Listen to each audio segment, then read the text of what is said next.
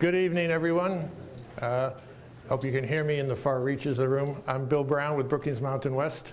Thank you for coming out tonight, especially on such an odd day of rain and rainbows and snow in other parts of the state. We're thrilled to have you here. We've been looking forward to this event. At Brookings Mountain West, I want to again welcome you on behalf of my colleagues, Rob Lang, Caitlin Saladino, Ashley LeClaire, and our many students who are the reason we actually have an event here, and PowerPoints and speakers. They are what make our shop run.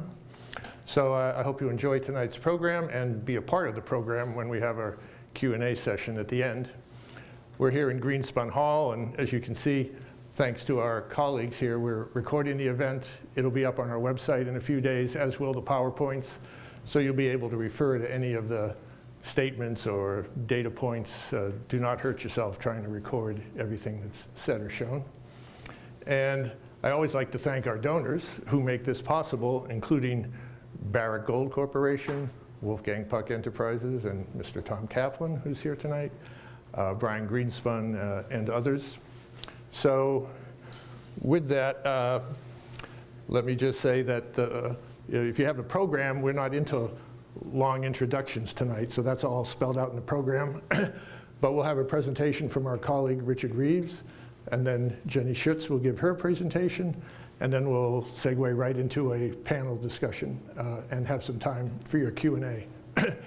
Our colleague Richard Reeves is an invaluable part of our Brookings Mountain West operation here, even though he still decides to do some of his work in Washington, D.C. at the actual Brookings institution.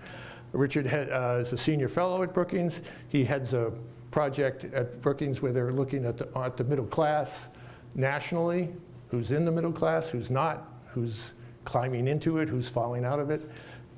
When Brookings announced that project, I gritted my teeth because I wasn't smart enough to think of doing it here first, but we immediately started our Las Vegas and the middle class project, and we're here tonight for another aspect of that, obviously on housing.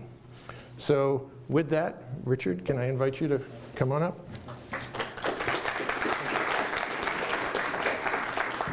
Thank you, Bill. Thank you for that kind introduction as ever. It's a pleasure to be with all of you, and thank you for making the time. I know there are some competing attractions this evening, other debates that will be much less interesting than the debate we're about to have.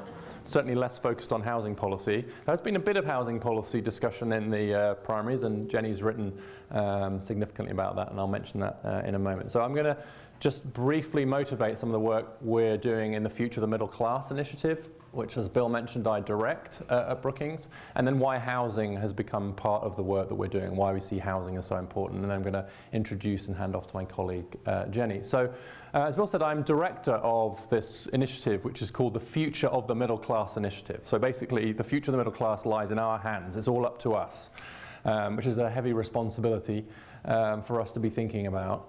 But it's deliberately named the future of the middle class rather than the past, because we want to be thinking about policy prescriptions and solutions that will actually help us to both strengthen the quality of life of the American middle class particularly, but also to help people to rise up into its ranks. So we have a strong middle class, a middle class worth aspiring to join. And we think that's very important for political reasons, for economic reasons, and social reasons. So if you're interested, please do look at our website over at Brookings, but also, as Bill mentioned, the partnership, which we're thrilled to have formed pretty much immediately after the initiative was formed, this specific middle class in Las Vegas project. And tonight's event is part of that, and the paper that Jenny's produced is also part of that too. So with that, I'm just going to go through some motivational work around the middle class generally, and why we are now partnering with Jenny to do specific work on housing and middle class, and why we think that's important. I've come to believe through the work I'd done previously, and actually some of it resulted in a book that I actually tried out on this audience first, called Dream Hoarders, which looked at the way that the US housing market is working, or rather isn't working very well for lots of different people. And I think if I was to have my time over, is this still working? Yeah. If I was to have my time over, I would devote much more space to the issue of housing and the issue of land It's not an issue that I'm an expert in at all. We're delighted now we do have some genuine expertise in housing policy at Brookings, but I have come to believe that it is a hugely important part of our political economy, and that unless we fix the housing market and the way that it's currently rigged in favour of certain people, rigged against other people, contributes to rather than undermines, rather than acts against segregation, that sorts geographically many of the other racial and class dimensions that we see in the US. That fundamentally I've come to believe that many of the other social policy interventions that we're interested in actually depend crucially on us also solving some of the problems around housing. So I've come to believe that it's a foundational problem. But I'm going to say a bit about the income of the middle class first. So this is the kind of chart that's motivated some of the work that we're doing now and why people are so worried about the US middle class. This chart takes a little bit of explaining, but I think it's worth it. It's been dubbed the elephant chart. For reasons that I hope are obvious to you when you look at it. And it's produced by a scholar called Branko Milanovic, who has a new book out on capitalism. And what this does is it shows you the income growth for the whole of the world's population, from left to right. And so what Branko's done is he's merged a huge number of data sets together. So you take the poorest people in the world to the richest people in the world across the axis. So these are the poorest to the richest over there. And then for the 20 years up to the recession, looked at what real income growth was over those 2 decades for those income groups across the world. So this is income growth. It's obviously not income, but it's just how much did we see the incomes of those various people grow. And what you can see from this is, does this have a pointer on it? Probably not. Oh, it does, look. What you can see is that the global middle class did extremely well in terms of income growth over those 20 years. So when you're looking at this here, so you've got this middle group here, the people who are roughly in the middle of the distribution, the global income distribution, and a huge number of those people are in China. And Asia more broadly, but a huge number are in China. So what you're seeing here is a huge increase in the incomes of many, many millions of people in Asia, and especially in China. Over on the right, you're seeing here, this is the people who are like the richest in the world, the top kind of 5% or somewhat less of the richest of the global population. They're doing very well. So kind of almost, and most of those are in Western countries, but almost regardless of where you live, if you're right at the top of the distribution, you had a pretty good 20 years of it too. People who are right at the bottom, that's large part of that is sub-Saharan Africa, countries like that, slow income growth, some income growth, but pretty slow. And then you've got this group here. This group here is kind of broadly those towards the bottom of the distribution in richer countries. So think about the bottom 60%, say, of the US or other countries, are kind of clustered down here, who have seen the lowest income growth in the world. And so if you just look at the global kind of political economy and kind of where's the income growth being, we should be thrilled by all of this. We should want, obviously, this to become up here. A lot of people are troubled about income inequality. But I don't think it's exaggerating to suggest that some of this sluggish income growth here for, let's call it the working class or the middle class in lots of Western countries, contains some of the seeds of some of the issues that we're facing today. So should we care about what's happening to the incomes of the middle class? Yes, we should, globally. Now I'm going to show you another chart, which is some work from our initiative, which looks at the middle class as we define it. So it's important to define your terms. I have come to believe that there are as many definitions of the middle class in the US as there are people who claim to be in the middle class in the US. And given that 90% of Americans claim that they're middle class, that's a whole hell of a lot of people. And everyone defines it in different ways. Some people say it's a cultural thing, it's a mindset thing, it's income, it's wealth, it's education, it's whatever. For the purposes of our initiative, we have defined the middle class as the middle 60% of the distribution by household income. So not the poorest 20%, not the richest 20%, but the 60 right in the middle by household income. And so much of what you're going to see is going to break down income by quintile, so the fifth, poorest fifth up to the richest fifth.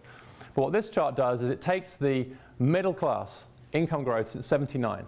This is using CBO numbers, so it includes transfers, it includes things like the value of healthcare, it includes tax credits, etc. It's a very comprehensive measure of income. So this line here is what's happened to that middle 60. Okay, so you've seen some income growth, 40% or so since 79. But you've seen much more significant income growth for the 20% below them, that's the poorest quintile here, and then the quintile above them with the top 1% taken out. And I've taken the top 1% out because they've done so very well that it actually pulls the whole line up. And I think you could just think of them as the upper class or whatever. But if you take those 1%, they're actually pretty much the same income growth for very different reasons. Meanwhile, you see this lag. Real income growth for the middle 60. Not that it's completely flat, depending on how you measure it, but it's not great. So why housing? So I'm going to pivot now to why we've decided housing is one of the main themes of the initiative. There are some other things we're working on as well, including respect and education and time use. But one of the key ones is housing. Why is housing something we should think about in terms of the middle class? Well, the first one hardly needs stating. It's just that's a basic good. Just having some stable, decent housing is something that is pretty basic to everyone's needs. And that's true for middle class families too. Housing costs are rising faster than average incomes. There are many versions of this chart, but this is one that shows you rents. You can do it for most measures of housing cost against median household income. So this compares what's happening to the middle of the distribution in terms of housing costs, here rents, and the middle of the distribution in terms of income, and you can see this growing gap. Now, that average, as anybody will know, certainly anyone who's doing any of the public policy work here, averages disguise as much as they reveal. And so much of the work that Jenny and others have been doing shows that there's huge variation geographically and by class and by race. But nonetheless, this sort of sense that housing is actually getting pretty expensive, and in particular areas where the economic growth is strongest, does seem to be true. There are other areas where housing, of course, is very cheap, which is the opposite problem. One of the questions is like, why? Why is US housing market getting more expensive? Well, this is a measure of land use regulation by Ganag and Shoag. It's quite controversial in housing policy circles, whether it's a good measure of housing regulation, etc., and I'm not qualified to speak to that. But what they've done here is they've just said how many court cases included over that time since 1940 included some sort of land use regulation. So they literally just had an AI scour all the court cases and see how many of them referred to land per million people. And all this is showing us is that increasingly we've been regulating land use. You can build this here but not that there. You can have single family dwelling but you can't do this, you can't do that, etc. And so what's happened is that over time the US housing market has become increasingly regulated, and especially at a local level. Of course, land use regulation is a good thing in many cases. You want to be able to kind of have the right kinds of activity next to others, but it's now become, in many hands, in many areas, an exclusionary process, whereby, for example, if you're saying you can only build single-family dwellings in this area, it means that you're artificially constraining the supply of land, which drives up cost. And that tends to benefit the people who are on the right side of that equation, who are already wealthy and therefore able to buy those wealthy houses, big houses in wealthy areas. So land use regulation is something that I'm very concerned about. And this is a sort of semi-famous example. Became famous, I think at the time Morrow was a PhD student, but this was picked up by the Council for Economic Advisors in a report that they did on housing. And uses Los Angeles as an example just of this zoning problem. Very specific to certain areas, it's not true everywhere, but if you look at Los Angeles, it's a pretty good example. So this is what Morrow does, is say, from 1960, this is the population, the red line is the population of Los Angeles. The black line is an estimate of how many people could live in Los Angeles given the current zoning requirements. And so what happened in 1960, when 2.5 million people lived in Los Angeles, about 10 million people could live there. So in other words, there was a lot of room. And then over time, the population grew, but interestingly what happened here was that the size of population that could fit into Los Angeles also, that shrunk to fit. Now, that's because lots of the localities within Los Angeles are just zoning more and more aggressively, saying you can build this here, you can't build this here, etc. And it's now an almost exact fit. And so the way I think of this is that the land use regulation has kind of shrunk to fit the actual population, such that it now looks like Los Angeles is full. But it didn't get any smaller, just got more tightly regulated. And this issue about space and land and access to it is huge. And that's why what we're seeing is that in some areas, it's actually becoming quite difficult for people to afford to live in some of the fastest growing areas or some of the places where the jobs are, which might be one factor that is driving down geographical mobility. We don't know, but it could be. I'm not going to say very much about this because it's going to come up in the context of the specific Las Vegas work that Jenny's done. But some middle-income families face housing affordability issues. Not all, and it varies, but some now do.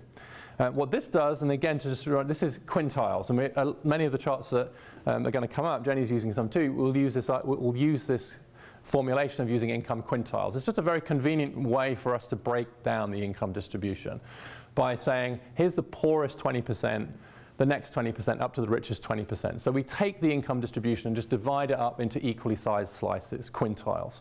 And it's just a way of representing the data. So when you see these charts, what you're almost always going to see is that it's the poorest people on the left and the richest people on the right. And then here you've got these not uncontroversial, but widely used measures of what percentage of your income is going on housing costs, and does that mean that you're struggling a bit or you're really struggling to pay that. What you see is that it is the very poorest who are struggling the most. The next quintile are struggling a little bit, and then the others not struggling quite so much. So I think it's important that we keep it in context that for most people in our definition of middle class, they are actually able to, using those definitions, to afford their housing. But they might be making some trade-offs, as Jenny's earlier work shows.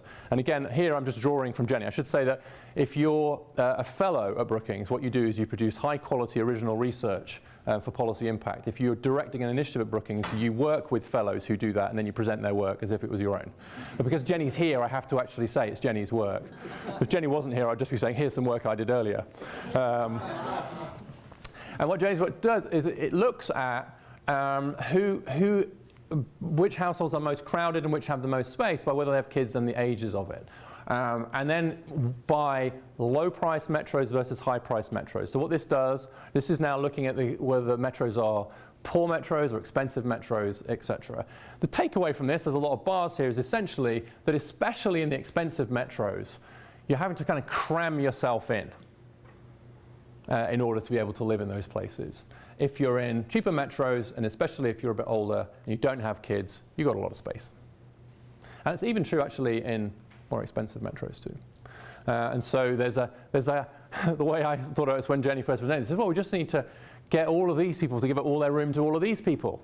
You just need to kick out the empty nesters so that people who actually got kids can get in there. It's just really hard to think of a policy that would do that and be politically saleable. But you can see the problem. This now takes our middle class, so the quintile 2, 3, and 4. So that's those middle 3 quintiles. So that's what you can see. So that's that quintile, next quintile, this quintile. And what this does, it does the same thing. It takes the cheaper metro areas to the more expensive metro areas for each of these groups. And it looks at how long people are commuting in order to kind of get to their jobs. And what you're seeing here is that in our definition of the middle class, especially when you're getting into these higher priced areas, people are commuting somewhat above the US average, in other places somewhat below. And so one of the ways you might trade off is by cramming your kids in to a smaller bedroom. Another way you might trade off is by saying, well, I have to work there, but I can't live there, so I'm going to have to commute further. So these are some of the trade-offs that people might be making. Housing costs are the largest single budget item for most families, so I don't think that needs much explanation other than if you're caring about the quality of life of the middle class and their income, you have to care about the cost of big ticket items. Housing is obviously a very big one. Healthcare is another. Also because places really matter for opportunities. So one of the other things that we're working on in Middle Class Project is not only how is today's middle class doing, but how many people can rise up to join their ranks. How many people are able to start maybe in these bottom quintile kind of households and then move up into those middle class places. And place really matters for opportunity. It matters causally. So there are things about certain places that make people do better. And so if you can access those places, then you're going to do better. And more importantly, perhaps, in the long run, your kids are going to do better too. So this is a map from Raj Chetty, Opportunity Insights, which uses anonymized IRS data to look at where are the areas in the US that have the highest rates of social mobility and the lowest rates of social mobility. The darker areas have the lowest rates of social mobility.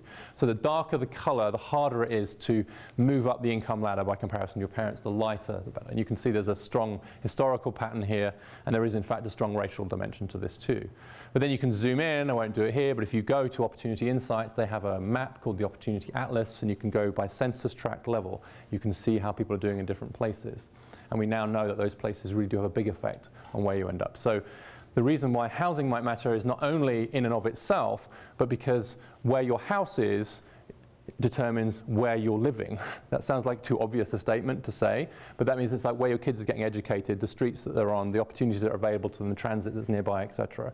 And so because it's location specific, housing is actually a proxy in many cases for opportunity or lack thereof. And then lastly, that for most middle income households, home equity is the largest asset. Whether that's a good or a bad thing, I hope we'll be able to get into in the panel, but it's nonetheless a fact that in terms of wealth creation and growth of wealth, that housing really matters. And if we needed to know that it's hugely important to have access to the housing market for some groups, to have at least one of those dimensions of wealth creation, then we only have to look at the way in which Americans of color, and especially black Americans, were systematically excluded from those opportunities in the post-war years, and how that has directly contributed to the racial wealth gap.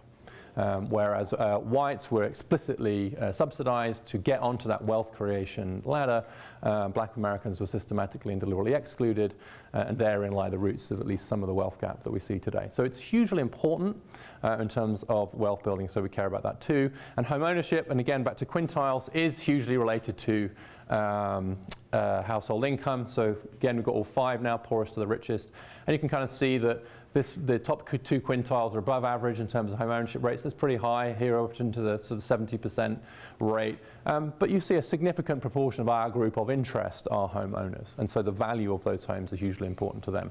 One of the things the US does is subsidize various activities through the tax code. This is a way of measuring the value of various tax deductions and breaks to different groups. And I apologize here, the break is slightly different by income. This is just to keep everyone on their toes because it's late, so you've got to keep, these are not quintiles anymore. I've blobbed some quintiles together. This is bottom 40, so there's the bottom 2 quintiles, then the next 2 quintiles, and then just the top 20.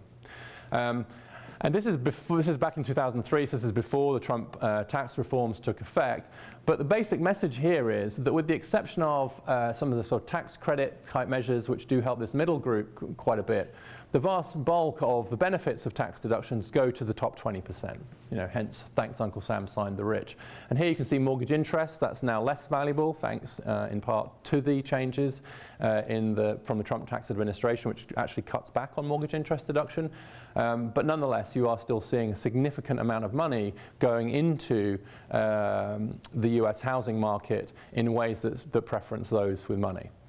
Through the mortgage interest deduction, which in my view should go, and that there are much more effective ways to help those lower down. My old country, the UK, used to have a mortgage interest deduction, and like most countries realized it was a stupid policy that was highly regressive and got rid of it.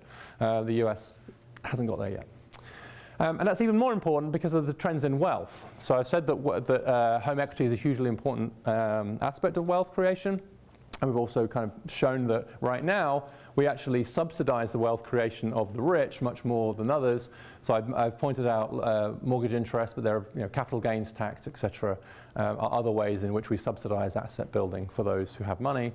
And this just shows you our middle 60% again, which is the share of wealth that they hold versus now I am bringing in the top 1%. And you can see that the lines have crossed and the top 1% now own more wealth in the US than the whole of the middle class.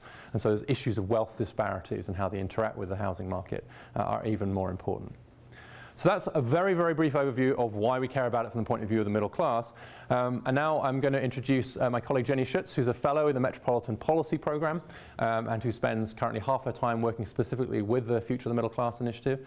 And as I've said earlier, is actually, from Brookings' point of view, a hugely timely appointment for us because having been a Rubenstein Fellow for 2 years, I'm now delighted that Jenny's staying on full time as one of the finest housing policy scholars working in the US today.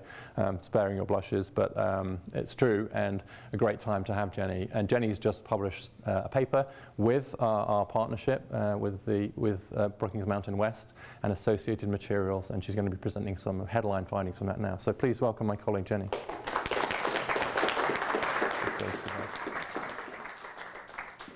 Thank you. Thanks for having me out to spend a week. This is the first time that I've come to UNLV. My colleagues have told me what a great experience this is. They told me that the students were fantastic and they underplayed you. You guys have all been great, so I've really enjoyed having time meeting with some of the students individually and in classes. Some of you have actually seen a preview of the slides, so you can be prepped for all of the hard questions when we get to the Q&A part. The other direction, yes. Took a little bit of a license to reference your home industry in the title of the paper, Should Las Vegas Bet on Home Ownership? And so what I'm going to show you today are some findings that will actually echo some of the points that Richard made, but drilling down specifically to Las Vegas, and I'll give you a little bit of context of Las Vegas relative to the US overall, and Las Vegas relative to some other metros in the western part of the US. So you have a sense of sort of who your competitor metros are in a sense. So as Richard said, we think in the Future of the Middle Class initiative that housing is a really important part to consider. As Richard pointed out, much of the focus at the moment is on housing affordability because we see this trend nationally and in a lot of localities that housing costs are rising faster than incomes, right? This is particularly salient for renters, right? If you're a homeowner, you buy your house, you have a 30-year fixed rate mortgage. That means that you actually know what your payment is going to be over a long period of time. And when housing values go up, homeowners get richer. The problem is that when housing values go up, landlords may have the incentive to raise their rent. When we build new homes, they tend to be more expensive. And if you're a renter and your rent goes up, you're not being compensated by getting richer. It just means that you spend more money out of your monthly paycheck. So this is a concern that we have, and we want to think about some of the implications for places like Las Vegas when we have this increase in housing costs. Homeownership has been the primary wealth building mechanism in the US really for the past century or so. We have some federal tax incentives that encourage people to put their extra savings into a home that they own rather than into other asset types. So you get tax deductions for your mortgage interest deduction. You don't get a tax deduction for putting extra money into stocks and bonds, right? So this is in some ways leaning heavily on how households are saving. We also have, so there are reasons why we might like homeownership, particularly because of this predictability and stability of housing costs over time. So we want to think about what homeownership gives people and whether we can replicate some of those benefits for renters, right? Those of you who live in Las Vegas probably don't need to be told, housing prices don't always go up.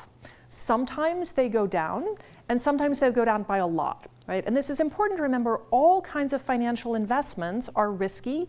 Values can go up and can go down. There's no guarantee that if you buy a house that will keep its value and make you rich over time. Right? So we want to think about whether this is in fact a good wealth building strategy in particular markets.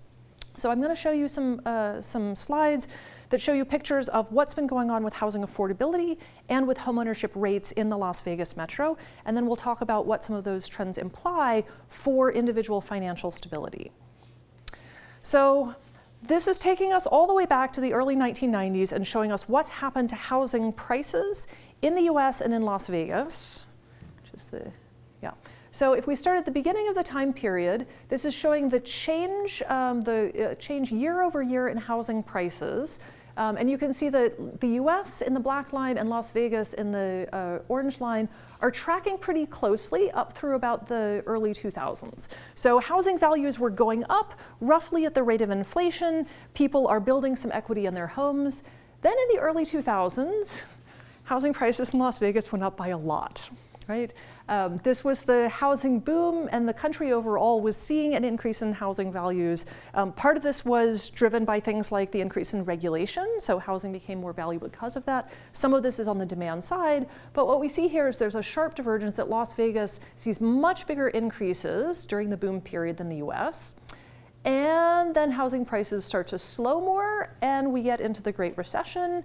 The US overall sees big dips in housing prices, but in Las Vegas, the crash was much, much bigger, right? So hopefully I'm not bringing back traumatic memories for too many of you. You will know this better than I do. Housing prices go up and they go down. And what's really important to think about is what happens to household wealth when they bought their house. If you bought a house in Las Vegas, any point up to the early, maybe mid-2000s, you saw a big increase in the value of your house, and your house is probably still worth more than you bought. If, on the other hand, you bought your house in, say, 2005 or 2006, you bought at the peak of the market and then housing prices dropped. So there were a lot of people who essentially lost all of the equity that they had put into their house with the down payment and have been trying to get that back, right? You can lose, in fact, a lot of wealth through homeownership. And in the US overall, this is something that we tend to forget, and so we need to be reminded of this from time to time. So this is focusing now on affordability is not just about prices, it's also about incomes. And what really matters is the ratio of prices to incomes in your home area, right? So this is showing us again, this is showing us again Las Vegas compared to the US. The ratio of the median housing value, so that mid-priced house relative to the income of sort of the middle household.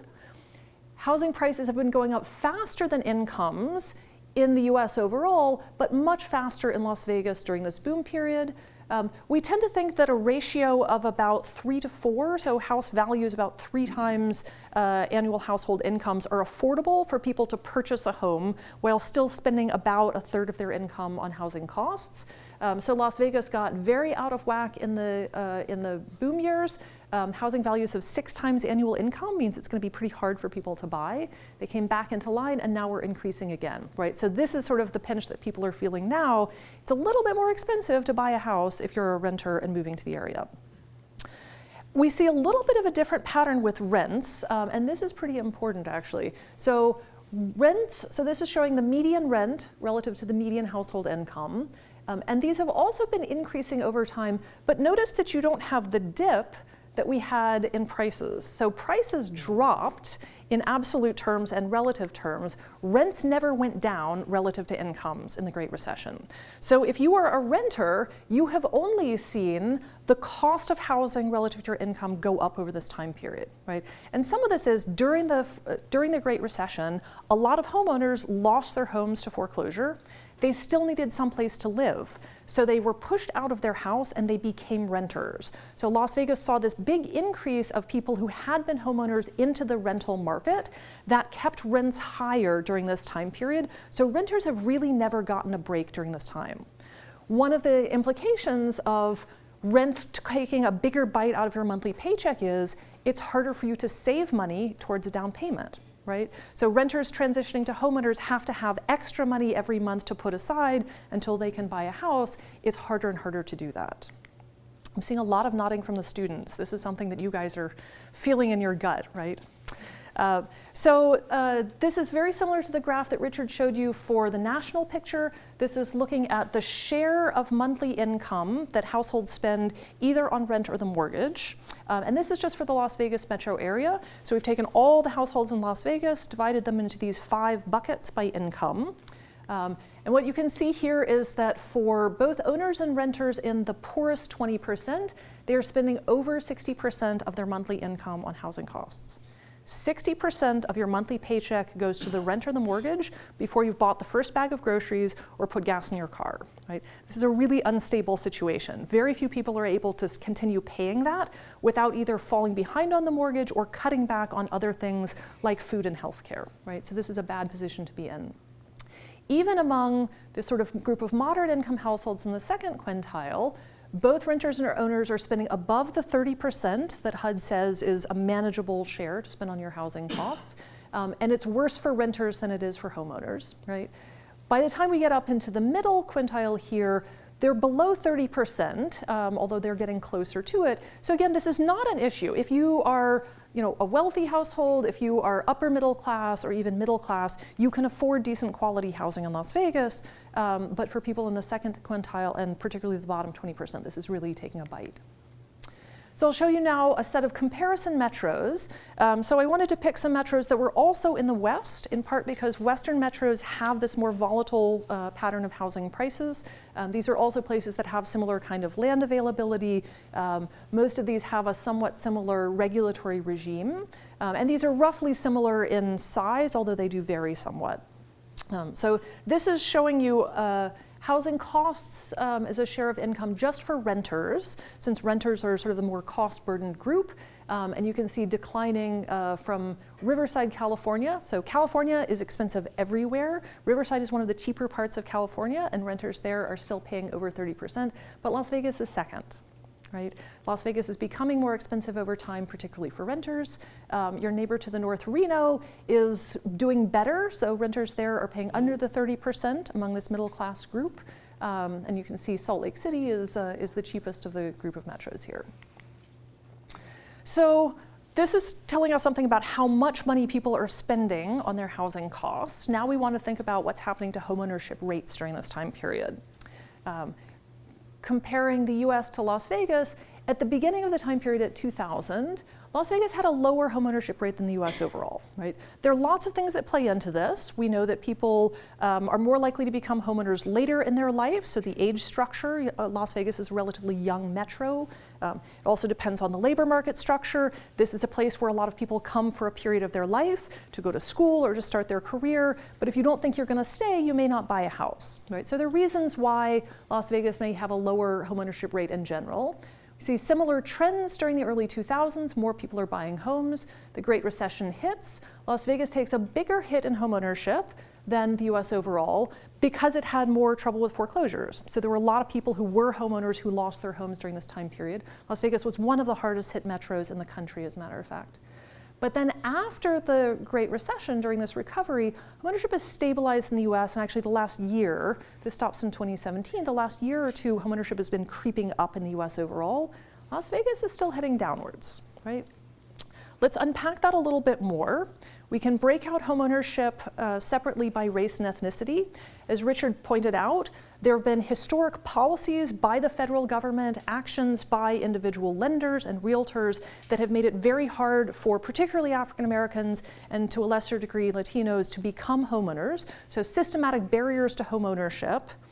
And we see that very clearly in the data.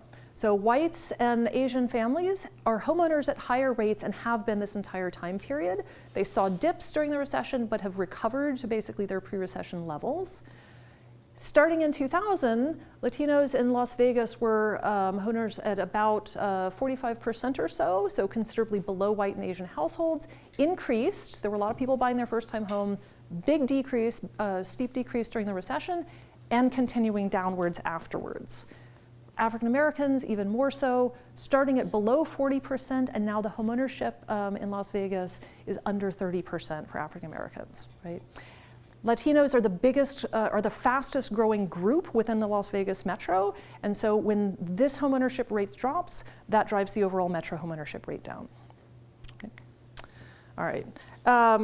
As with the national picture, homeownership is strongly correlated with income. So if we move from the bottom quintile farther up, you see a steady progression upwards. So until we get to the top quintile, homeownership rates are below the US average, right? So Las Vegas is more of a renter town than the US overall. But what's really interesting is we can then break this out both by income and race. So maybe Latino and African American families are homeowners at lower rates because they have lower income. Not entirely. So if we look within, for instance, this second quintile here, so all of the households in this quintile are in roughly the same income bucket. This is between about $25,000 and $43,000 a year. White and Asian households in this income range, about 55% of them are homeowners, about 35% of Hispanics, and only 20% of Black families. So within similar income ranges, there are very large differences in homeownership rates for Blacks and Latinos. And again, we know that there is an accumulation, an accumulated racial wealth gap. If your parents are homeowners, they are able to help you make a down payment when you buy your first home. Blacks and Latinos are more likely to have parents who are renters who are less likely to help their kids. And every generation this accumulates somewhat, right? So we see the gaps getting somewhat smaller as we move up the income scale, but there are gaps present in all of these income groups, right? Comparing Las Vegas and Reno to the other metros, we see that homeownership rates in both of the state's two major metro areas lag not only the national average, but lag some of their counterparts here. So even places like Riverside, which are expensive places to live, are doing somewhat better on the homeownership marker. Right. So just summarizing the key findings, housing costs in the Las Vegas metro have risen faster than incomes as we've come out of the Great Recession. Renter cost burdens have been particularly high and really never got that much relief. Low and moderate income households face consistently the highest cost burdens, making it hard for them to cover expenses and save money. Homeownership rates in Las Vegas have been declining, not just in the Great Recession, but continuing to decline afterwards, largely driven by declines among Black and Latino families. We know that the disparities are not entirely explained by income, so there's something else going on here that we should worry about. And these two sort of defining features of the Las Vegas housing market, housing prices that have big swings, big ups and downs relative to the country, and this declining homeownership rate have some implications for financial stability and wealth building. So we want to think a little bit about what we can do. So I have some colleagues within kind of the housing research field who are very strongly attached to homeownership as a wealth building mechanism, and their response to this would be, well, we need to figure out how to get more people into homeownership and get there faster. That's one possible response, but we've actually tried to do that for a long time with not great success. The other alternative is to say, renting isn't necessarily bad, right? Everybody is a renter at some point. Some people choose to be renters longer to maintain mobility so you can move to another place for a better job, or simply because you don't want to have all of your nest egg in the house in case a recession comes and takes it away, right? What are the pieces of homeownership that we think are important for financial stability, and can we recreate some of those for renters? So one of the key features is homeowners know where they're going to live and how much their housing costs are going to be for a long period of time. One option is we could do that for renters, right? In the commercial real estate world, a standard lease is 5 years to 10 years. So imagine if households were able to sign a lease and say, I want to stay in this apartment for the next 4 years until my kid finishes high school and goes away, right? Or until I have accumulated enough money that I can move on to the next phase of my life. We could do something like that, right? That's actually a fairly simple arrangement between landlords and tenants to arrange for this longer term lease that could look more like a mortgage and give people some predictability, right? We worry also about renters maybe not living in the same quality of housing. Landlords have somewhat less incentive to maintain rental properties than homeowners do to maintain the place that they live. That falls on local governments to enforce housing quality standards to make sure that landlords are delivering a good quality property, that when tenants call in and say something's broken, that the landlords are fixing this. This is particularly an issue for lower income renters who have a little bit less power in the relationship with their landlords, and so it falls on the local government to enforce that. There's a lot of conversation at the moment about tenant protections, and hopefully in the Q&A we can get into this. There are tenant protections that would make it better for renters to live where they are, that might give them, for instance, protection that landlords don't try to push them out if they're complaining that things are broken. There are other tenant protections like rent regulation that wind up, I think, backfiring fairly often. But it's worth thinking about the kinds of protections that homeowners have and renters don't, and how we can replicate some of those protections, right? The other thing is that both for renters and for homeowners, it's really important to have some money that's not tied up in your house, right? Las Vegas is a great example. Homeowners who bought and took all of their savings and put it into the down payment just before the recession lost all of their accumulated savings. Right? Homeowners need a pot of money that they can tap into when something in the house breaks. If you have to replace a boiler, so it's important for both renters and homeowners to have some money that they can tap into for rainy days. The US has done a terrible job at setting up savings incentives other than homeownership, right? So our tax match is to become a homeowner. We really need some sort of tax matches for people to put aside money that could be used for a down payment, but also for things like, you know, fixing your car when it gets broken, or having some extras if your income changes from month to month. Again, the Las Vegas housing market, the Las Vegas labor market, has a lot of jobs where people's incomes vary, right? Having some savings would really help against that. And part of our sort of lack of preparing people to save is that we don't teach people things like budgeting and investment so that they understand how much of their income they could set aside and understand what the options are to put money in some place where you can get it out quickly versus something where it might be tied up but give you a higher rate of return. I actually think there's a role for employers, particularly large employers, to do this as sort of a basic HR package, right? So when you join a company, you have to pick your health insurance plan. If you have a retirement plan, you get to pick this.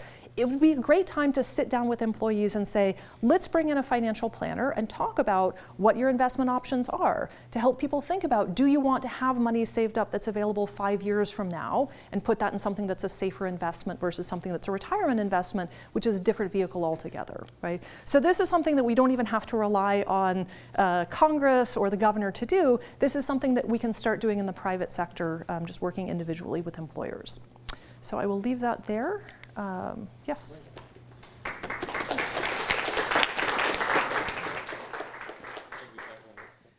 going to invite our our colleagues to come up for our panel. And while they do that, I will point out something that will, if it isn't obvious, it will be in a minute.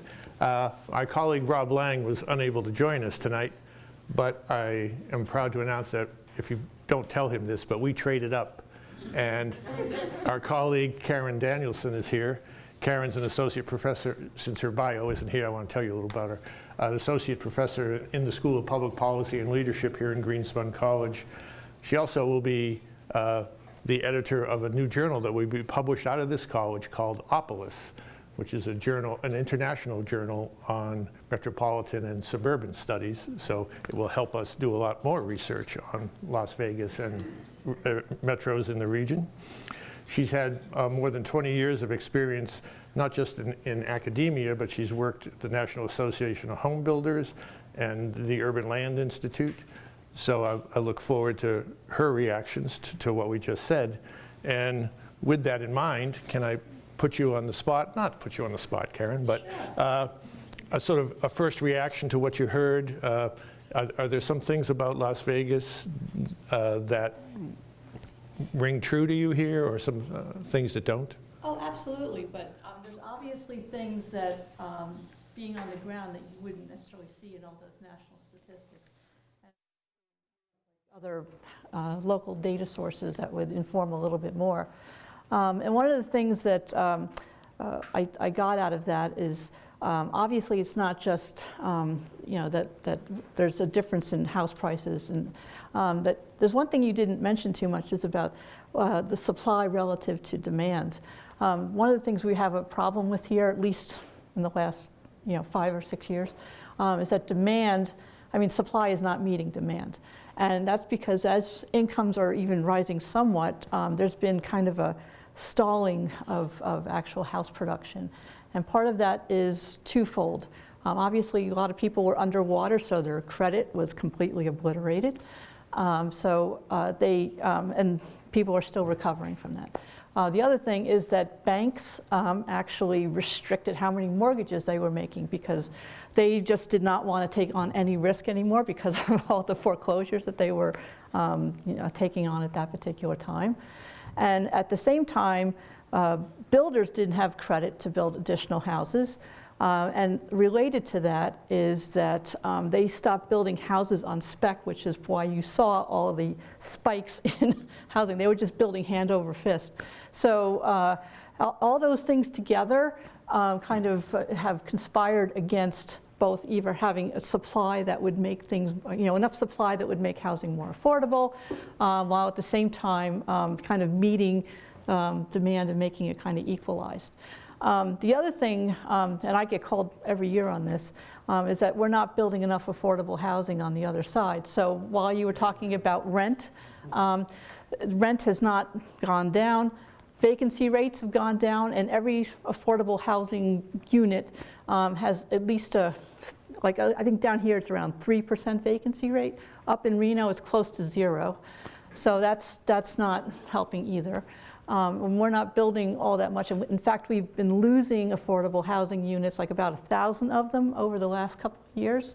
So we're not actually building any more affordable housing to kind of meet that bottom level. And the National Low Income Housing Coalition publishes the amount of housing that's available for very low income people. We only have 10 per 100 people. And we top it, like over the last several years, we've been #1 in the amount of available, very low affordable housing units. So that's my immediate reaction. Am I allowed to put Karen on the spot as well? Sure. We're all doing it.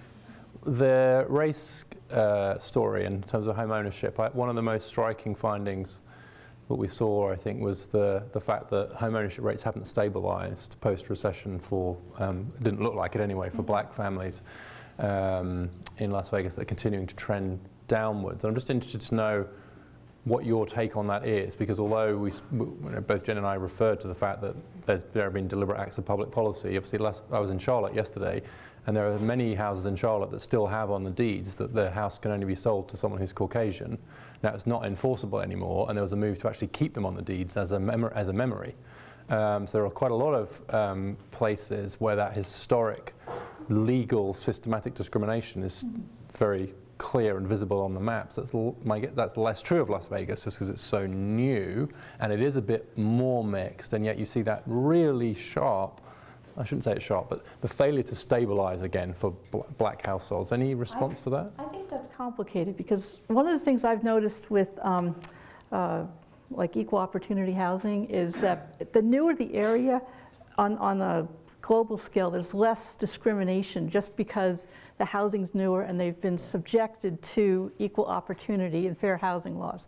And it's usually an income issue about how people actually get into those properties, and that's kind of how they frame it rather than actually having a discrimination dimension to it. The other thing is one of your colleagues and someone I was reading that was at City Lab, that's Richard Florida runs, it says that blacks don't actually, or African Americans don't actually have a lot of equity when they actually buy a house. So it may not actually be worth it for them to buy a house. So is it worth saving money for that? Is it worth actually putting money into a house at all?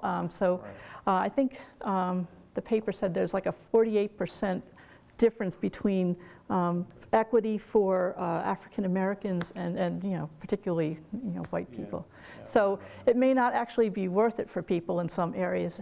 And then Dan Immergluck did a study that there's some metropolitan areas that it may actually be worth it, but in general you're seeing declines in equity appreciation. So it depends on how diverse your metropolitan area is. I think he mentioned Atlanta was one of them that you may actually have that case, but I don't know about, I mean, Las Vegas wasn't one of them. Jenny's point about alternative strategies for wealth creation rather than all eggs in one basket approach to equity. And we know, for instance, that in the housing crisis, so Black and Latino families were more likely to buy close to the peak of housing prices, and so they took a bigger hit on wealth.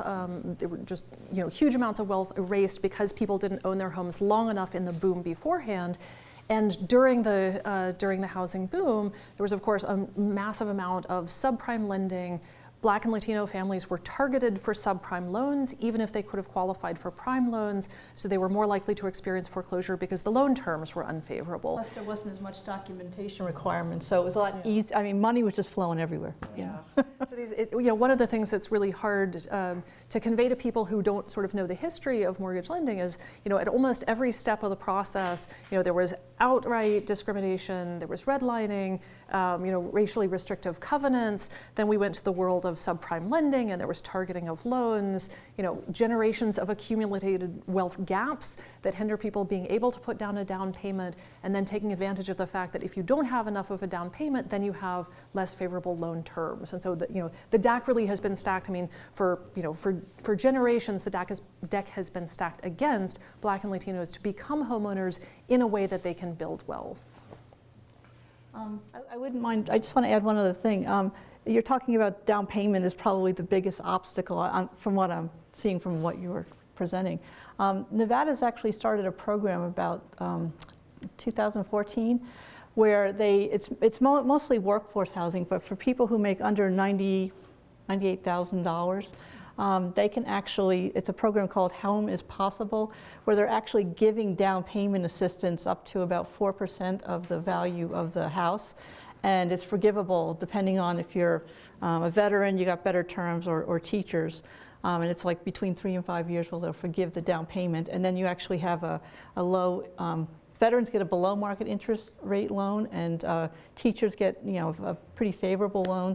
And it's for people who have around 640 of a credit score. So the state's actually trying to do this, and I think according to what they told me, it was about 22,000 people have taken advantage of it over the last, since 2014. So they're trying, they're actually, to answer your question, I think they're betting on home ownership, but they're not taking care of the other side. They're not, reducing the pressure on renters in order to give them the chance to take advantage of these programs. So, Richard, may I? Sure. You're looking at this nationally, and you're all over the country looking at this.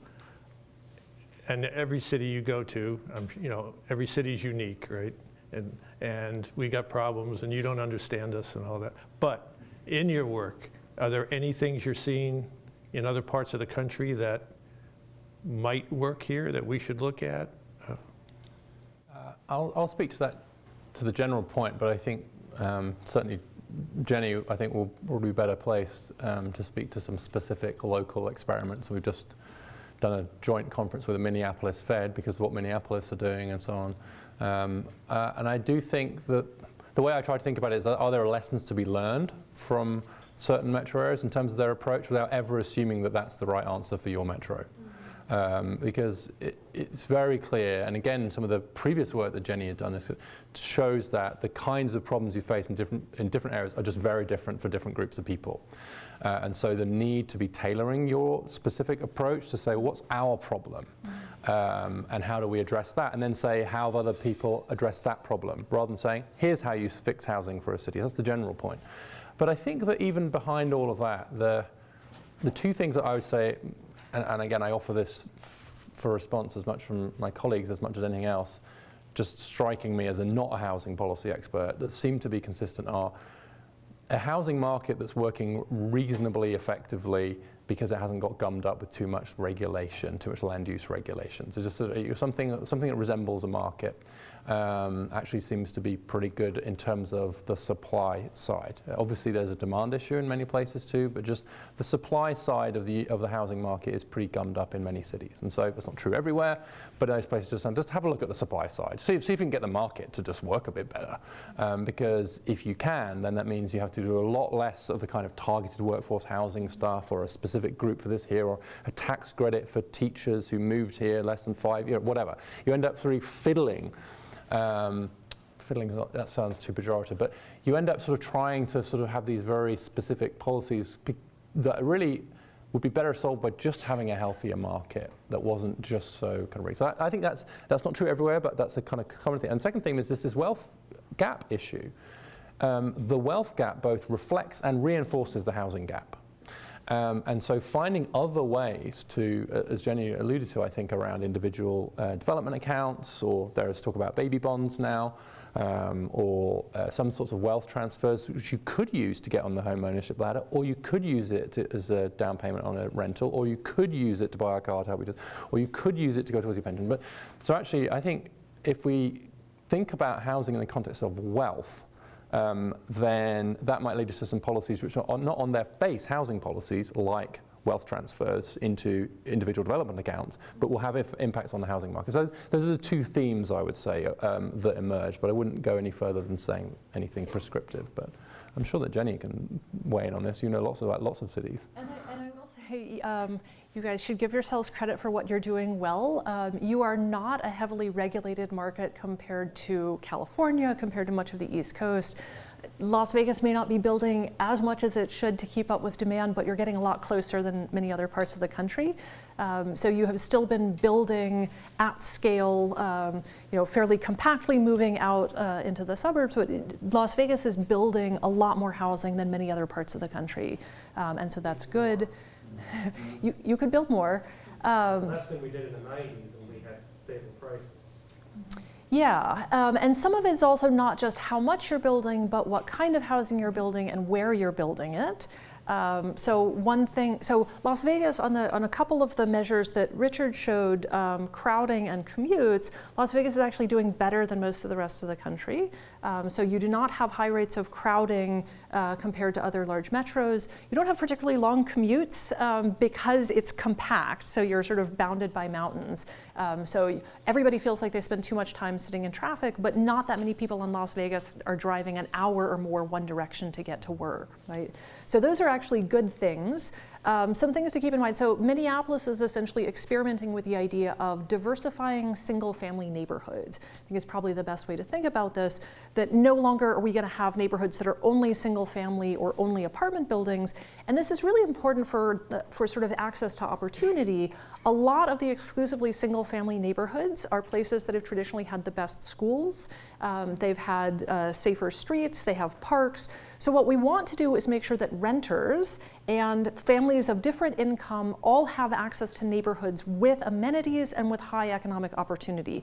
And one way to do that is to make sure that all of the neighborhoods have a diverse housing stock. So if you think about a neighborhood, rather than having 10,000 single-family homes that are exactly alike, and we've tended to build like that before, if that neighborhood is, half single-family homes and a bunch of townhomes and then some low-rise apartments, people can live there at different income ranges, different family sizes, different ages, different household combinations. So building neighborhoods that have a diverse housing stock allows for economic diversity, and then it also makes it easier to sort of distribute people around job centers, so we don't have sort of all of the apartments at the center and all the single families around the edge. That's mostly experimental kind of neighborhoods now, like new urbanist neighborhoods around the country. They're not the norm, they're kind of the exception, And more of those, so older metro areas have some of this diversity built in because we didn't regulate things quite as much in the 20s through the 40s. And so it's typical in cities like DC to have a neighborhood that's a mixture of single family and apartments. But the newer neighborhoods that got built after World War II are much more segregated by structure type and size. And what we're trying to do now is go back to the older version, the new urbanist mocking the old urbanists. So going back to this diversity of housing. I think I have a question here, Jenny, so let's see. We actually asked you to write this brief, which you can all pick up on the way out if you didn't grab one on the way in. We literally asked you to do it from a distance, from Washington, D.C., before you ever came here and became immersed, if you will, in greater Las Vegas. And I know it's only been a week, less than a week, but we tried to give you a visual on the ground look at Las Vegas and housing.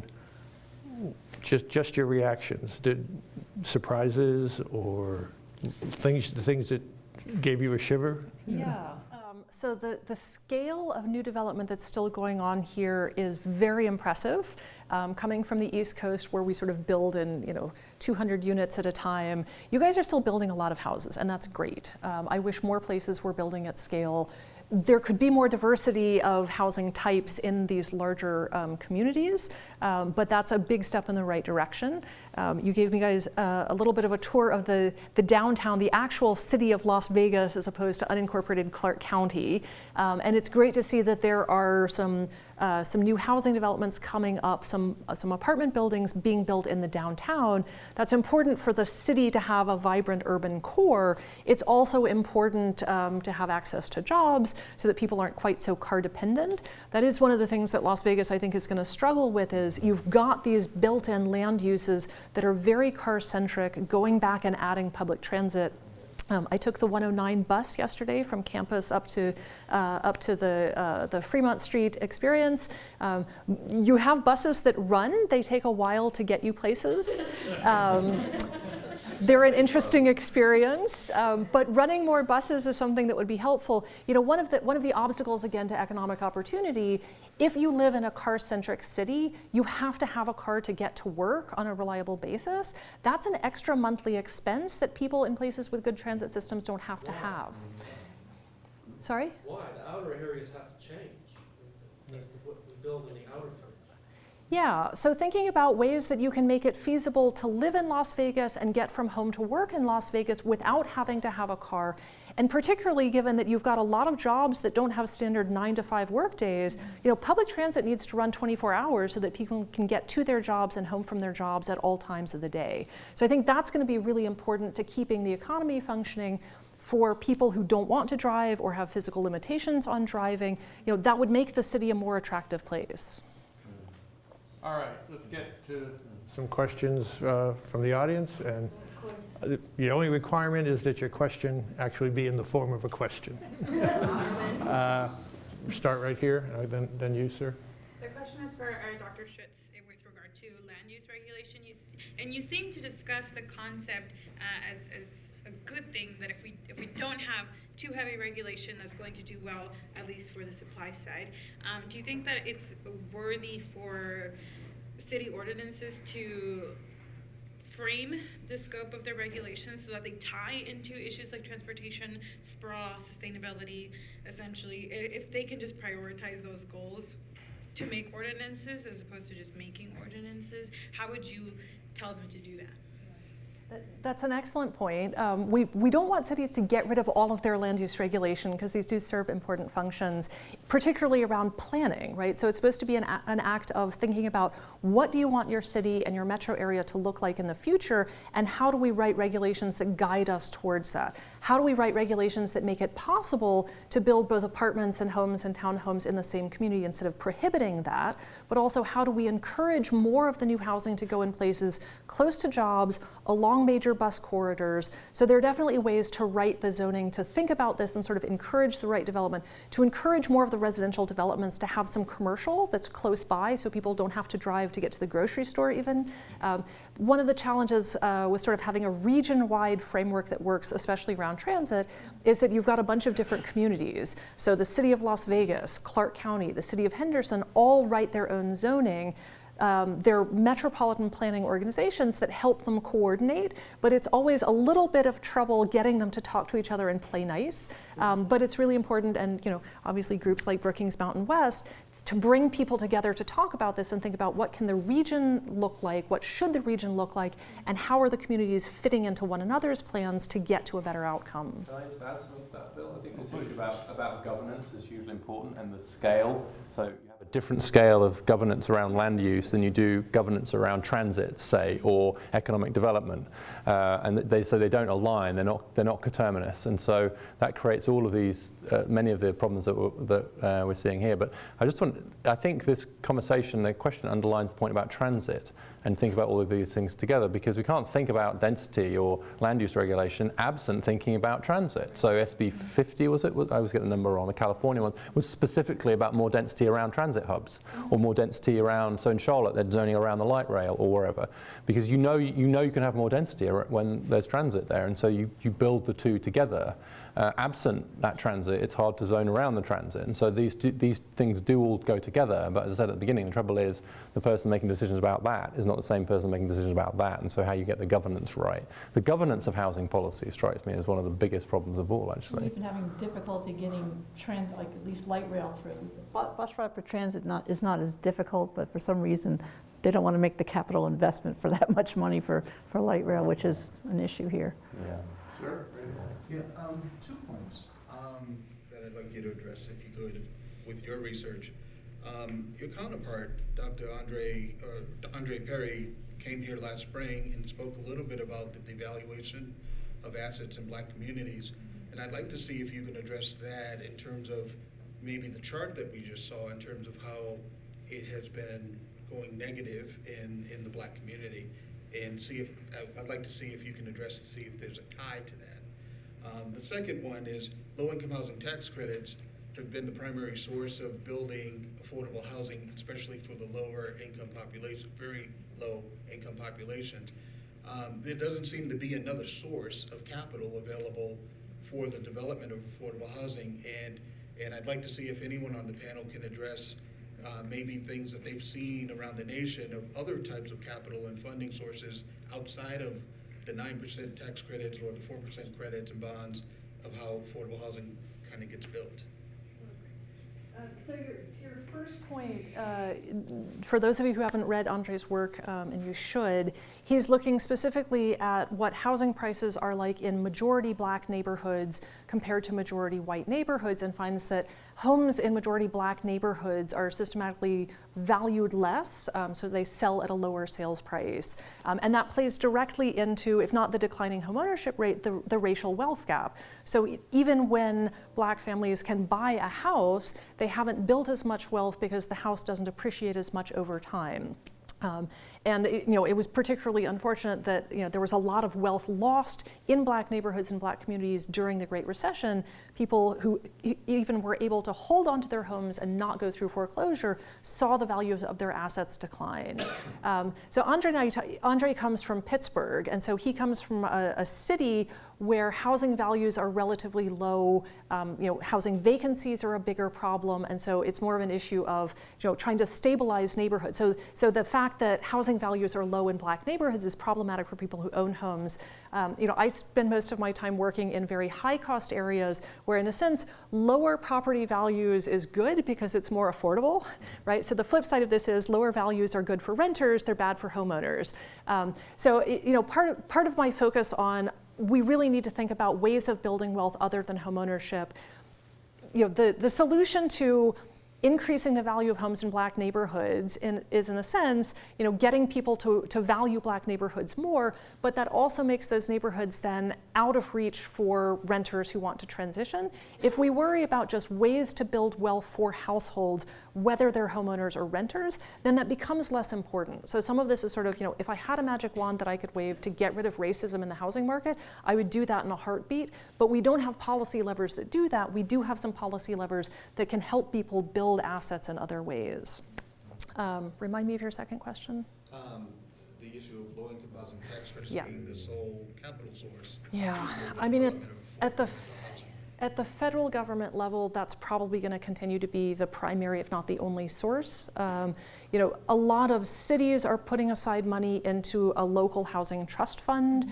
So you can fund that from the sale of just general properties, from real estate taxes, fund that from some sort of contribution from developers, depending on how that's structured, just out of general revenues, but putting some money aside that the city controls into a fund that's dedicated to either buying existing properties or building new.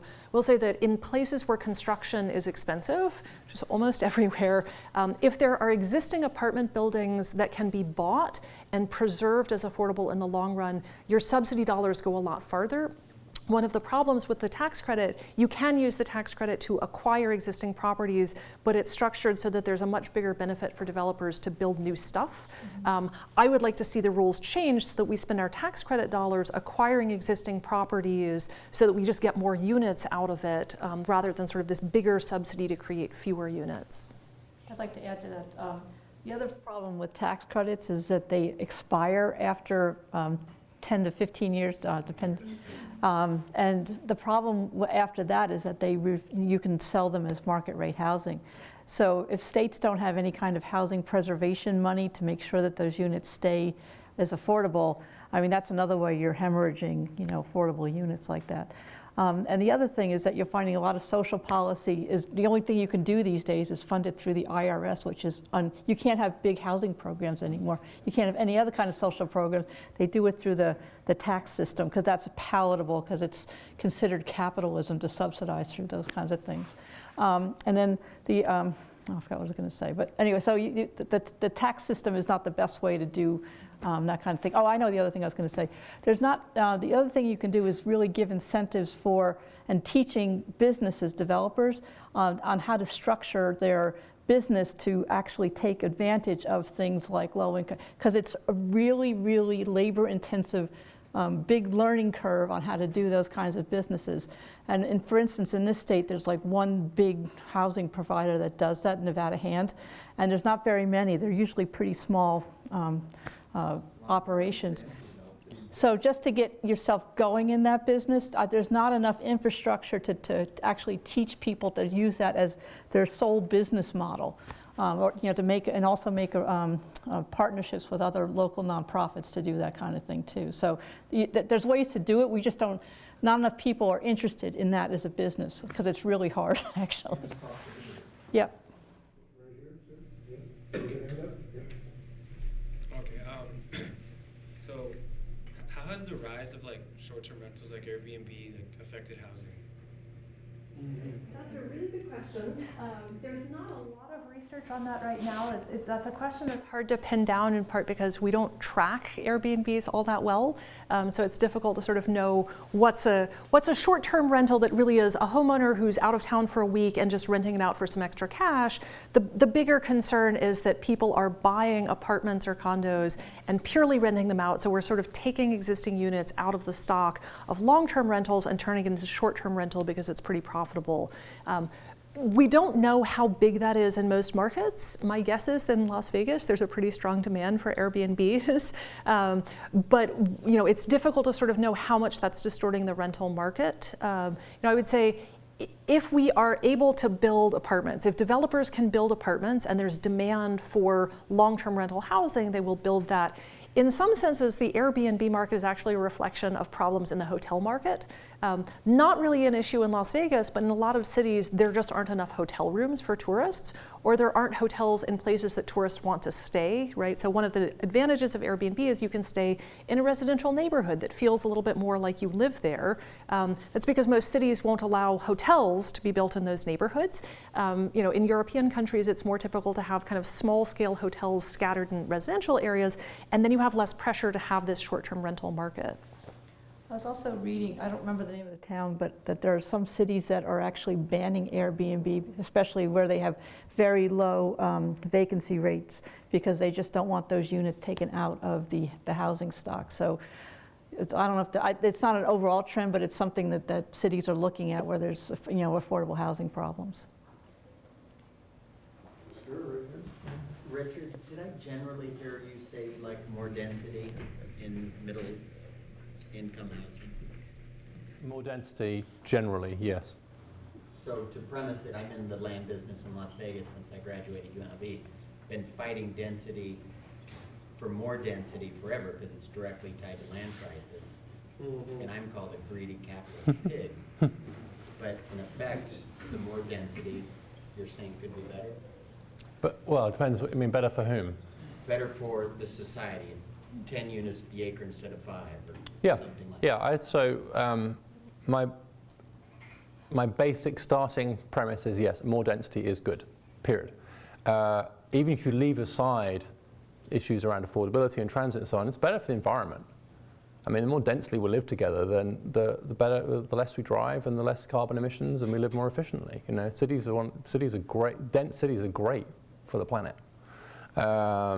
And so I would just, for environmental reasons, I'd be in favor of density, especially if it is around transit, which is also great for the environment. So I think that's one main reason. But the economics of it are that in some cities, or in some parts of some cities, so I'm putting all the caveats in there, it's quite clear there is a supply side problem because of the barriers to greater density. So we've already talked about Minneapolis, which has banned single family zoning. They just got their triplex thing through, et cetera. And they've just said, we just need to get more units in, and we need more housing in that space. So if you can do that in such a way that it just increases the supply side, then if the market's working anything like a market, that will help you with your price side, right? And so for those two main reasons, just from basic environmental reasons and basic economic reasons, I think our starting position should be to lean towards density rather than against it. Doesn't mean always it's the right thing to do. It means there's other factors to be taken into account. But that's my default position from which I have to be argued against rather than the other way around. And I think it's the right one. I will say too that density also has benefits for people who live in the neighborhood. The more people who live there, the more restaurants and coffee shops and things you can support. And so a lot of the single family neighborhoods have a hard time supporting neighborhood serving retail because there just aren't enough people. So if you stack people on top of one another in apartments, you can put ground floor retail and make it work. You can't make that work if you don't have enough people in walking distance. Jane Jacobs would like it too. She wants people on the street to make it safer. The streets are a bit fuller. Right here. Yeah. Given the federal and state tax policy, we see a lot of out-of-state residents moving to Southern Nevada, and a lot of these residents are buying units not based on their income, but from sale of the property, from where they're moving from. Given that fact, how does it affect the middle class in order to buy these affordable units? Is there a crowding out effect you see here specifically in Southern Nevada? Well, I was going to say, one of the problems that we had during the recession is obviously people lost their houses through foreclosure. And that would have been a great time for people who weren't in the housing market to get in. But what ended up happening here is that a lot of investors bought these single family houses and they're renting them out because the rental market obviously never went away here. It's still very profitable. And I actually saw a number that people who rent single-family, the rent increases went up like 6% in the last year. So it's not even just apartment structures, it's housing structures. So people are buying houses here not just for living in, like you're noticing. And yes, they probably are crowding out any middle-class potential buyers, and they got these things for a song, obviously. Yeah, okay. So my question is, can you monetize that for us? To say that 60%, what is the numbers that go with that? And is that net worth or income? So the way we're defining it for the purpose of the initiative, and some of the charts you saw were quintiles were for the whole nation, and others were just for Las Vegas. So you get different thresholds for them. But as a broad measure in terms of household income, to be in the middle class on our definition of it, and I'm going to round up and down. If you think about households with 40,000, at least 40, up to about 130, 140, that sort of range. Below that, and you're in the bottom quintile. Above that, and you're in the top quintile. But to say that there are there are 1,000 different ways to measure it, and do you adjust for household size, and how do you but in terms of broad magnitude, yeah. So you're above the federal poverty line for sure, but you're not rich. Net worth, if you're talking about 40,000 typically, right? No, but don't forget that's right. It's just income, and that's right at the bottom as well. So people say that's not really middle class, and fair enough. But that's the nature of any threshold. But it doesn't take into account wealth at all. But what we do know is that you don't see that much wealth really until you start to get reasonably high up the income distribution. So the bottom quintile has negative wealth. The second quintile has no wealth. The third quintile has no wealth. The fourth quintile has a bit of wealth, and the fifth quintile has a fair amount of wealth, and the top 1% has a chunk of wealth. I mean, I'm simplifying horribly, but that's roughly what the wealth distribution in the US looks like. Income doesn't turn into wealth for people until you get reasonably high up the income distribution. Yes, ma'am? Yeah, I don't remember whether it was New York, but someplace back east, I read a few years ago, they'd put it because they put big buildings, not individual homes. They had built a building where they had two accesses, and there were two different levels of income living in the same building. And the way they delineated it was, if you used the doorman entrance, you were at one financial level, and people at a lower level who lived in the same building just used a separate entrance. Yeah, so New York has what they call inclusionary zoning. So developers are required to set aside some of the units in a market rate building for lower income households. So that's essentially asking developers to cross-subsidize, right? So there isn't public money going into this. The developer charges higher rents for the market rate and uses that to cover the lower rent for low-income tenants. This is an increasingly popular policy for places that have very hot real estate markets, where you're trying to capture some of the profits from developers to create a public good. There are different ways to design inclusionary zoning. New York, because New York has doorman buildings, and a doorman building is something that's a premium, they've sort of created this workaround that people who are living in the subsidized apartments don't come in through the same entrance. They may have apartments on lower floors. They don't have the same views. They may not have access to the gym or the pool or something. That's definitely a controversial way of doing inclusionary zoning. The broader takeaway of you can try to get some contributions from developers to build affordable housing because there's so few sources of funding for that. I will say as a caution, the cities that have inclusionary zoning aren't creating that many units. So at most you might get 10% of the market rate units set aside for affordable housing. Most cities are well below their target threshold. So the amount of housing we're creating with inclusionary zoning is quite small. It's much less than we're building with tax credit properties. And in a lot of places, these programs are very complicated for the city to administer. And so in fact, many cities have adopted inclusionary zoning and just aren't building any affordable units because the negotiation process with the developer is actually very time-consuming and costly for the city. I don't know that Las Vegas is necessarily a target market for doing that. This works best if you've got a really hot market and you can sort of ask the moon of your market rate tenants. it does have the effect of scaring off some of the market rate development, which in general we don't want to do. And obviously, it doesn't work when you're sliding down. It only works when you have a hot market. Yes. There's a Cory Doctorow short story where the poor people go in a different door to the rich people, but not only that, they use the same elevators, but the elevator prioritizes the people pressing the button from the rich side. And I dismissed it as dystopian nonsense, but now I realize that Doctorow was really onto something. Yes, I just have some questions. In this event, we talk nothing about the greed and the corruption of the Federal Reserve and Wall Street. I think this is really the elephant in the room. I also wanted to point out one or other thing and then ask a question. I think transit has to be faster and cheaper than the car to work. I think the fact that we give a lot of green cards in this country, I think the number of green cards should be based on the housing situation. So if it improves, we raise the bar. And we talk a lot about different types of people that are doing well in the homeownership. Why hasn't this been a problem with Iranian Americans like myself? Because we're not struggling in this. I'm just curious. If we get into the Fed, Wall Street one will be here all night, I think. Plus, two of my colleagues in economic studies are Ben Bernanke and Janet Yellen.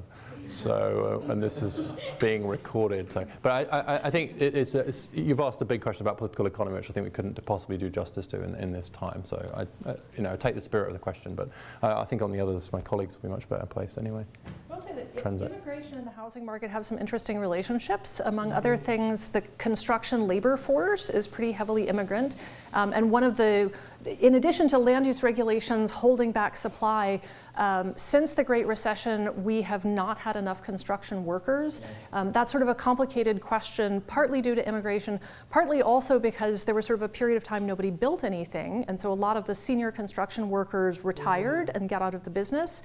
And during that period of time, people weren't entering the construction workforce. So, this is one of those professions where you get some training, you do an apprenticeship, then you become more skilled. So we can't create master carpenters and electricians overnight. And we essentially had about a 5 to 7 year period of time where people who should have been going in at the bottom and working their way through weren't. So we lost a whole generation of construction workers. And most of the major builders will tell you now that in addition to running into regulations, that they just can't hire enough workers to build quickly enough.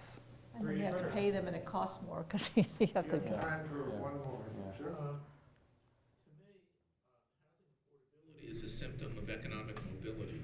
To me, that's an underlying factor. In this city, they underfund education, K through 12. The university is grossly underfunded. Las Vegas is one of the bottom 5 cities in the country in terms of people with bachelor's degrees. How do you change that to provide more affordability and change the housing situation? Well, obviously, there's a lot of proposals out there to subsidize college or pay for college. That would certainly be a big step in that regard if you're just talking about sheer mobility. And maybe finding ways to pay off like gigantic student loans so people actually have more money to put into housing. So, mobility is not just the education or the job you get. All the debts that you had to get through school also are a problem too. And they don't seem to be going away anytime soon. So somewhere between, maybe paying more for college and having people be able to get rid of their loans in one way or the other, or having them forgivable in one way or the other might be a way of getting to that point. I did some work looking at economic mobility in Las Vegas, and I think you may have been thinking a bit about that. But Jenny's done some work earlier. She didn't call it this, but I called it like Goldilocks paper, which is you want places where houses are valuable and can give you some value, but aren't too expensive, because you can get places that are too far off each side. But it is the case that public universities in many cities are educating a disproportionate number of middle-class kids on our definition, including institutions like this, who then go out into the labour market and do quite well, and they're going to want to buy houses, or they're going to want to rent houses, and they're going to have a housing market that's going to work for them. And so it seems to me there's a retention issue as well. You don't want people to be economically mobile by leaving cities necessarily. You want them to have the opportunity to stay. And so the combination of what kind of education will my kids get if I stay here, what kind of college education did I get or they get when I stay here, can I afford to live here, can I get to work, all of those questions get pulled together. And so I think you're right to bring education into the mix, and thinking about how education is subsidised and needs to go there alongside workforce development, transit, housing, etc. Because people who talk about economic opportunity sometimes talk about the opportunity ecosystem in a city, which is a combination of all these factors. And I quite like that as an analogy, because I do think the things that create opportunity are such a blend of place and institutions and jobs and so on. So within those ecosystems, the literature is very clear that high quality education, K-12 education is one of the strongest correlates for high economic mobility. And so you're right that investing in that is part of the whole story. I want to be respectful for people's times, and I always hate to end our conversation, but we'll end sort of the public part. But if you have an unasked question or two, our colleagues will be here. Let me thank all of you for addressing a really important and complex topic both for Las Vegas and obviously for our nation. And thank all of you for coming out tonight and for your great questions. I told our colleagues they would face the best questions they would get, and they did. So thanks again. You can pick up a copy of Jenny's new brief on the way out. If you'd like to know more about what we're doing, just leave us your name or email, and we'll make sure you hear about our next event, which you're all invited.